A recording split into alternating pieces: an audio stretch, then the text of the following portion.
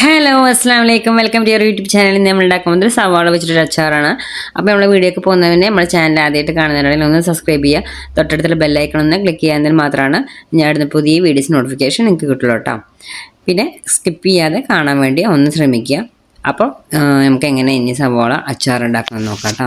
ഇത് ഞാനിവിടെ ഒരു സവാള തൊലിയൊക്കെ കളഞ്ഞിട്ട് നന്നായിട്ട് കഴുകി ക്ലീനാക്കി കൊടുന്ന് വെച്ചിട്ടുണ്ട്. ഇനി നമുക്കിത് എന്താ വേണ്ടിച്ചാൽ നമുക്കിത് ചെറിയ ചെറിയ പീസാക്കി എടുക്കണം. അതിന് കട്ടിംഗ് ബോർഡ് എടുത്തിട്ടുണ്ട്.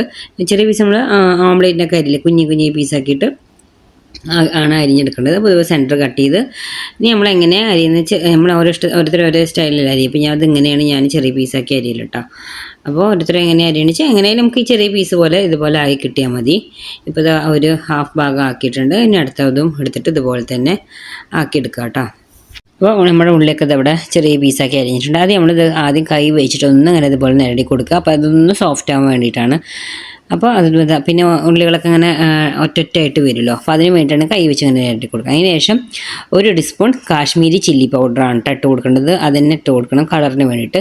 പിന്നെ നമ്മൾ അച്ചാർ പൊടിയാണ് ഇട്ട് കൊടുക്കുന്നത്, അച്ചാറിൻ്റെ പൗഡർ. അത് ഒരു 1.5 ടീസ്പൂണോളം അച്ചാർ പൗഡർ ഇട്ട് കൊടുത്തിട്ടുണ്ട്. അതിന് ശേഷം 1 ടീസ്പൂൺ ടൊമാറ്റോ കെച്ചപ്പാണ് ഇട്ട് കൊടുത്തത്. ഒരു ഉള്ളിലുള്ള ചെറുതിലുള്ള അപ്പോൾ അതിനനുസരിച്ച് കൊടുത്താൽ മതി. പിന്നെ കുറച്ച് ഉപ്പ് ഇട്ട് കൊടുക്കുക, അതിനാവശ്യമുള്ള ഉപ്പ്. എന്നിട്ട് ഒന്ന് മിക്സ് ചെയ്ത് കൊടുക്കുക കേട്ടോ. മിക്സ് ചെയ്ത് കൊടുക്കുമ്പോൾ നമ്മൾ കെച്ചപ്പ് ഒന്ന് മിക്സ് ചെയ്തതിന് ശേഷം കുറച്ചുകൂടി കെച്ചപ്പ് നമുക്ക് ആഡ് ചെയ്യാനുള്ളതുണ്ട്. ആദ്യം തന്നെ ആഡ് ചെയ്യാൻ പറ്റില്ല. ആദ്യം മിക്സ് ചെയ്ത് നോക്കിയിട്ട് അതിന് ശേഷം നമുക്ക് ആഡ് ചെയ്ത് കൊടുത്താൽ മതി കേട്ടോ. ആദ്യം ഇതുപോലെ നന്നായിട്ട് മിക്സ് ചെയ്ത് കൊടുക്കാം. അതായത് നമുക്ക് സവാള ഒറ്റയായിട്ട് കിടക്കാൻ പാടില്ല. ഒരു ആ കെച്ചപ്പിലൊന്ന് കുതിർന്ന് കിടക്കണ പോലെ ആവണം. ചെറുതായിട്ട് ആ കെച്ചപ്പിൻ്റെ ഒരു പേസ്റ്റ് കൂടെ അതിൽ വേണം. അപ്പോൾ അത് അതിനായിട്ട് 1 ടീസ്പൂൺ കൊണ്ട് ഇട്ട് കൊടുത്തിട്ടുണ്ട്. എന്നിട്ട് ഒന്നുകൂടി മിക്സ് ചെയ്ത് കൊടുക്കാം കേട്ടോ. കുറച്ച് ഒരു ഉള്ളിലുള്ളൂ, അപ്പോൾ അതുകൊണ്ട് എത്ര ഇട്ട് കൊടുത്താൽ മതി. ഇനി വേണമെങ്കിൽ നിങ്ങൾക്ക് 1 ടീസ്പൂൺ ഇട്ട് കൊടുക്കാം. അപ്പോൾ ഇതന്നെ ഓക്കെയാണ്. ഒന്നുകൂടി ഇരിക്കുമ്പോൾ അതൊന്ന് സെറ്റായിട്ട് വരും. ഉണ്ടാക്കിയൊരു 10-20 മിനിറ്റ് ആക്കുമ്പോൾ ഒന്ന് സെറ്റായിട്ട് വരും. ഇതാ മിക്സ് ചെയ്ത് പോലെ ആയിട്ടുണ്ട് കേട്ടോ. ഇത് നമ്മൾ കഴിക്കുമ്പോൾ സവാളയുടെ ടേസ്റ്റ് നമുക്ക് അറിയില്ല. നല്ലൊരു ടേസ്റ്റാണ് ഉണ്ടാവുക. അപ്പോൾ ചോറിൻ്റെ കൂടെ, ബിരിയാണിയുടെ കൂടെ, ചപ്പാത്തിയുടെ കൂടെ ഒക്കെ കഴിക്കാൻ പറ്റുന്ന ഒരു കോമ്പിനേഷനാണ്. നിങ്ങൾക്ക് വേണമെങ്കിൽ 200 ടീസ്പൂൺ കെച്ചപ്പ് കൂടി ഒന്നുകൂടി വേണമെങ്കിൽ ഒഴിച്ച് കൊടുക്കുക. ടൊമാറ്റോ കെച്ചപ്പ് ഇട്ടാൽ അപ്പോൾ നല്ലൊരു കോമ്പിനേഷനാണ്. എല്ലാത്തിൻ്റെ കൂടെ നമുക്ക് കഴിക്കുമ്പോൾ നല്ലൊരു സൂപ്പർ ടേസ്റ്റാണ് കേട്ടത്.